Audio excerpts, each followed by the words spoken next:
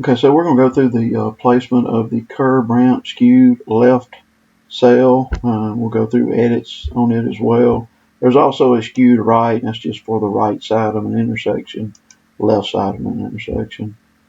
These are basically either a type, they're originally a type A cell, but they can be converted into a type D just by changing that curb transition along your through road there, changing that length of it. There's also at this time a skewed right with a curb transition and a skewed left with a curb transition. I'll probably place one of those, so I'm probably going to place the left on this side of this intersection. I'll probably come back and just show you this cell here so you can kind of see the difference. It's possible these, if y'all never use these may not remain in this in your civil cell library. So, all right, so we're going to go through placement of this skewed left. I'll say OK.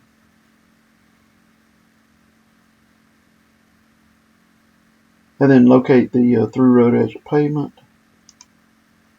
And then the curve flow line in the curve area. So that's going to be this.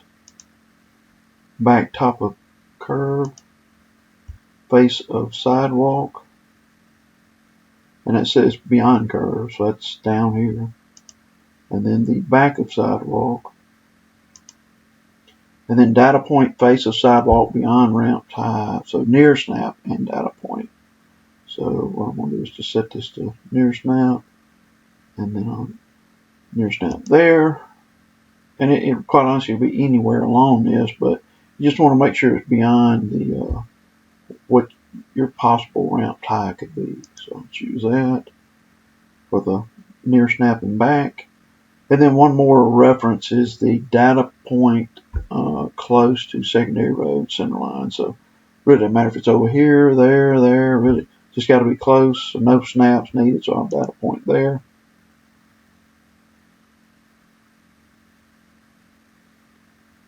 All right, and that geometry looks good, so I'll reset, and then I'll select this corridor here to be clipped, and reset, and accept this cell.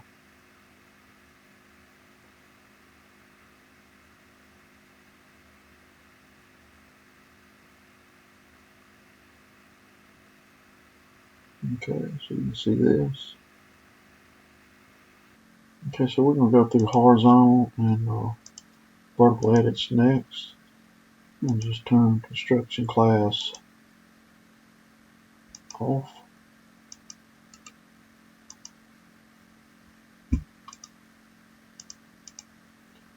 Alright, then I'm going to come in and right in this area here, so if you right click, there is a landing control element there. See, it's initially one foot long. If we look at the profile view, we'll zoom in here. I'm not sure about that point being so big there, but we'll just cut fill off so you can kind of see this profile here. See that slopes initially 2%, and it kind of is basically your maximum slope for that landing area there. And you'll notice this other side over here. You can see that snap there. So that this length or this location of this element here is controlled entirely by that length there. So if I want to make that 2 feet, I can do that.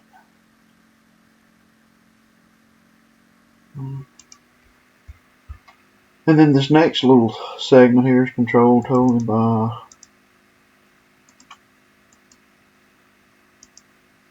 there. Initially at 6 feet. We'll look at the profile of this.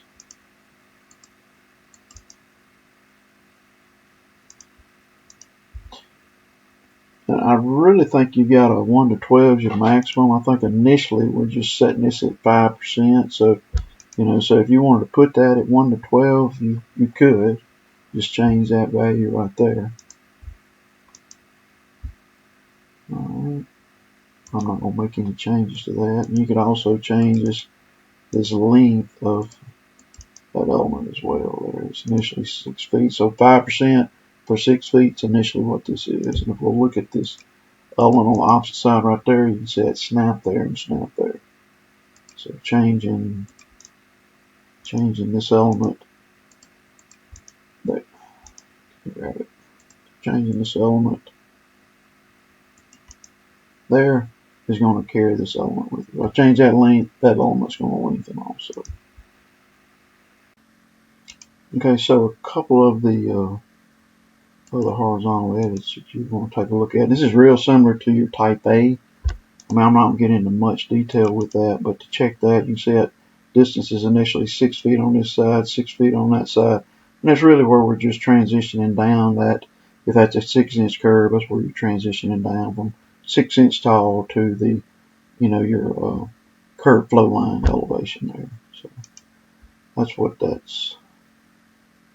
element's for there. Now you can grab it, just, and like I said, I'm not going to go into a lot of detail here, but this is what we show you in the type A video. But if you want to look at the slope, just open the profile model. So select that element, open profile model, and then you've got, 3 complex elements here. So that's this one down here, that's the middle piece, and then that one's this side there. So really what you just have to do to look at the grade on these to see how that looks is open the profile view and then just come in and select that element there.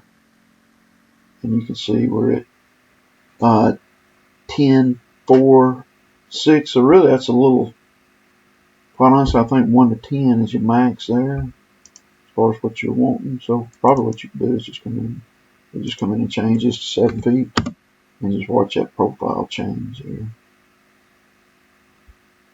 I'll come back and look at this now. And we're beating that 1 to 10, so it looks good.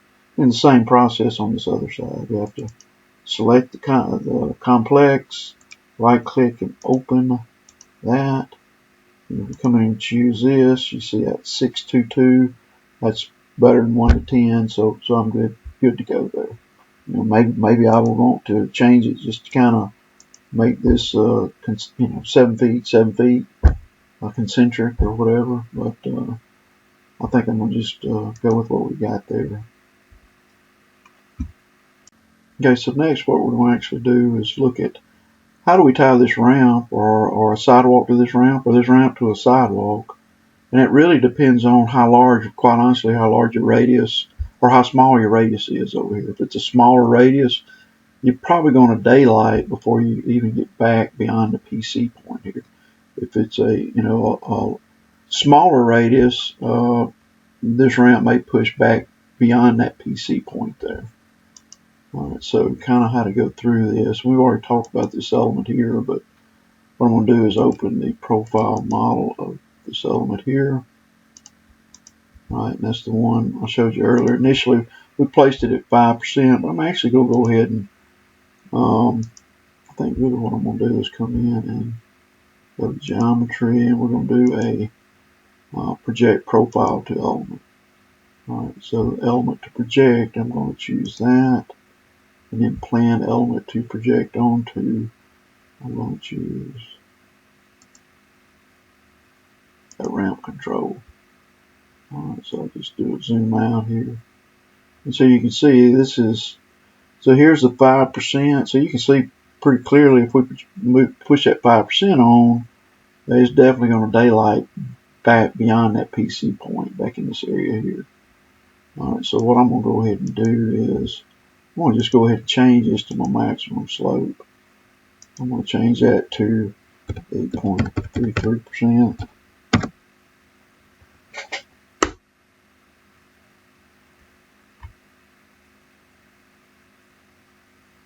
Alright. And then you can see that actually lines up pretty good with where that element is there. So I really think what I'm going to do in this particular case, I'm going to just change the length of this and then change it vertically to tie to that point right there. So to do that, I'm going to just come in and select this, and I'm going to change the end station, and I'm going to just come in and snap to that end point there, and data point.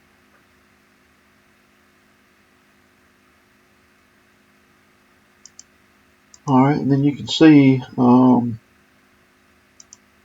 I can actually change this, and so what I'm actually going to do is just change that to tile right here.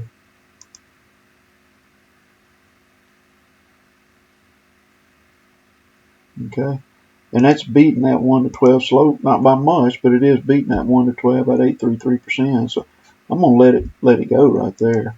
Now, depending on what all, how all this works out, it's possible you could actually have to replace this template here. So if we're tying up in this area, you may have to, so if we daylight up in here, you may have to come in and replace this template, right, with a sidewalk that goes from there to where this ramp actually ties. But if this particular curve radius, I'm not sure what that radius is, but that's about a 20-foot radius. So that worked out pretty good where I could actually just tie to that point there. All right. So I think I'm really good. And really all I have to do now really is just come in here and clean up this area right in here.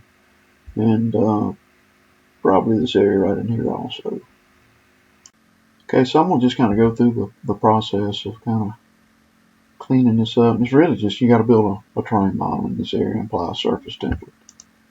Alright, I'm going to use that Geom Civil Cell control. I'm going to choose place line, choose create 3D automatically, and I'm actually going to snap to that point there, which is the end of that. Come in and snap to this. Then I'm going to come in and go from here to there. And I'll be honest now, I may add a key station. I probably would have added a key station in that area, but I'm not going to.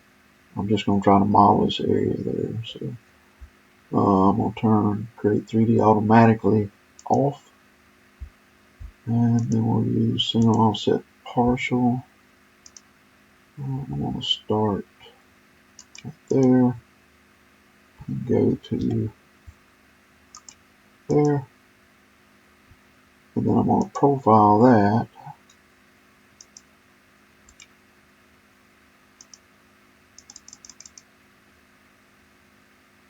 Alright, then I think I'm ready to create a terrain model. So I'm going to do from elements. We'll call this grass area.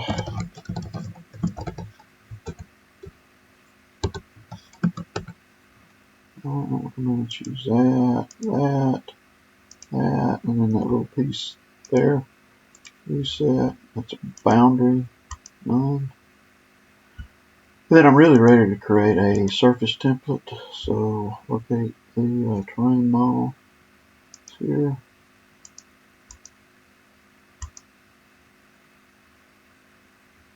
Okay. And then really, all I'd really need to do is add that terrain as a clipping boundary to this. So I guess that last little step to get rid of the linear template here in that area would be to come in and turn on construction class. Then we'll go to corridors, and then we'll go to add clipping to that. First clipping element, I'm going to just come in and choose that, choose the terrain.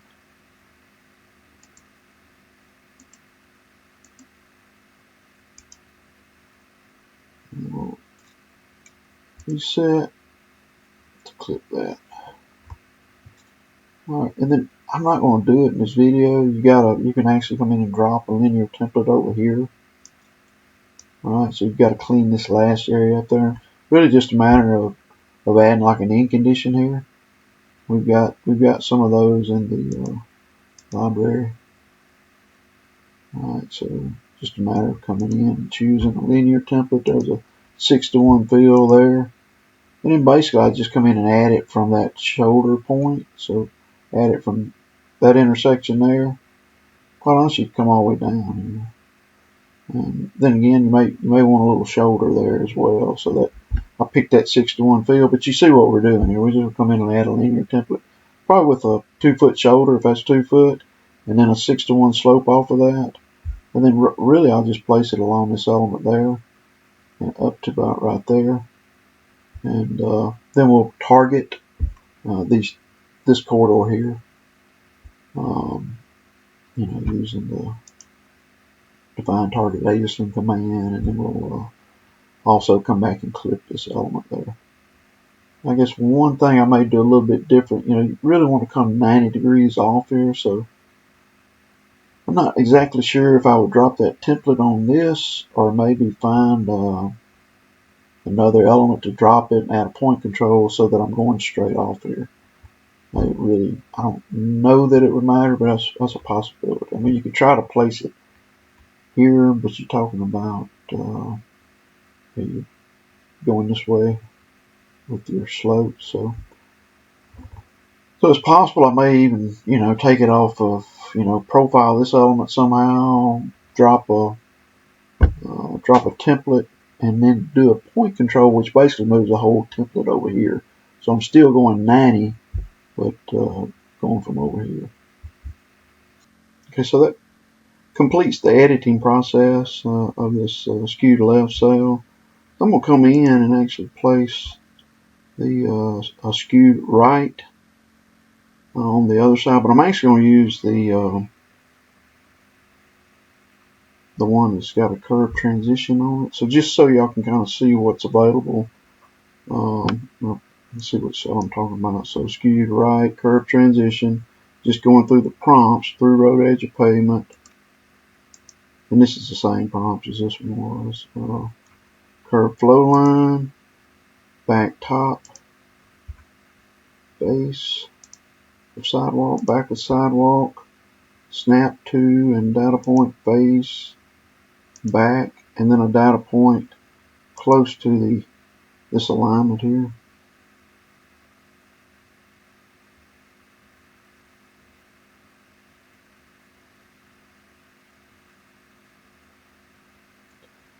Alright, the geometry looks good, so I'll reset. I'm going to choose that element to be clipped and reset and accept that cell.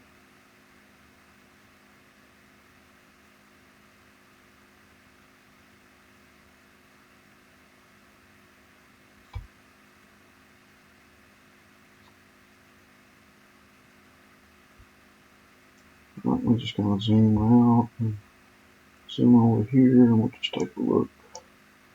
You can see how this cell is built. So we're actually bringing curb down both sides of that there. That's a big, fairly decent. It's not what we're doing for y'all's standard type A or D skewed ramp. So you can see the difference. Well, like I said, I'm not exactly sure if GDOT never uses this type of curve ramp, we'll probably in the end pull this from the civil cell library. Okay, so the edits for this cell, if it remains in GDOT's civil cell library, are pretty much the same as what we kind of just viewed on this other side. There's a little bit difference really back on this back side there. So if I turn this off, so you've got a shoulder line back here, and obviously you've got this curve right here for your curb there. So some differences there, and quite honestly, this one is really what we deliver in our civil cell, in Bentley Civil Cell Library. And you can actually go to our Open Roads wiki site, and there's a civil cell category that'll show you detailed placement and edit of this type of cell here. Right, so that's basically it for our CurbRamp civil cell. So